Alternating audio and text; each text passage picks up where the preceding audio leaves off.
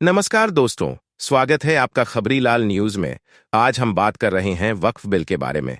वक्फ एक इस्लामिक प्रथा है जिसमें कोई व्यक्ति अपनी संपत्ति, चल या अचल, को किसी धार्मिक, पवित्र या परोपकारी कार्य के लिए स्थायी रूप से समर्पित कर देता है। यह संपत्ति फिर निजी उपयोग में नहीं लाई जा सकती, बल्कि इसका उपयोग समुदाय की भलाई, मस्जिदों, कब्रिस्तानों, मदरसों आदि के लिए किया जाता है।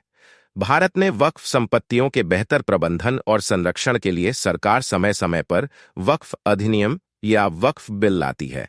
जैसे वाकेफ एक्ट 1995, इसके संशोधन जैसे वाकेफ अमेंडमेंट बिल 2013। गुरुवार देर रात संसद के उच्च सदन राज्यसभा में एक ऐतिहासिक बहस के बाद वक्फ संशोधन विधेयक 2025 को मंजूरी मिल गई। इस विधेयक पर चर्चा 13 घंटे से भी ज्यादा चली।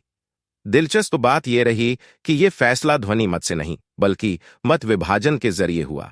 इस बहस के केंद्र में रहे केंद्रीय मंत्री किरेन रिजिजू, जिन्होंने विपक्ष के हर आरोप का सिलसिलेवार जवाब दिया। रिजिजू ने स्पष्ट कहा कि सरकार वक्फ संपत्तियों में कोई हस्तक्षेप नहीं कर रही है। उन्होंने कहा, प्रशासनिक स्तर पर सुधार जरूरी थे और विधेयक में वही किया गया है। रिजिजू ने आगे कहा कि विधेयक में किए गए ज्यादातर संशोधन विपक्ष के सुझावों पर ही आधारित है।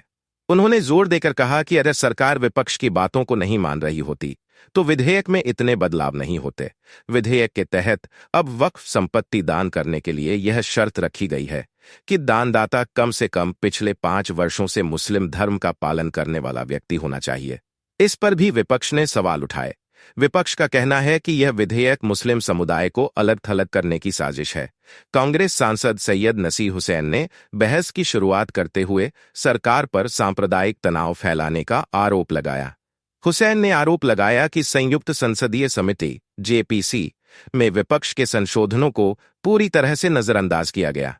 उन्होंने सरकार पर धार्मिक आधार पर भेदभाव का आरोप भी लगाया। रिजिजू ने स्पष्ट किया कि सरकार धार्मिक संस्थाओं के कामकाज में दखल नहीं दे रही है, लेकिन वक्फ संपत्तियों का प्रबंधन एक प्रशासनिक मामला है। उनका कहना था कि कई वक्फ संपत्ति विवाद सिर्फ मुस्लिमों के बीच नहीं, बल्कि अन्य धर्मों से जुड़े लोगों से भी होते हैं।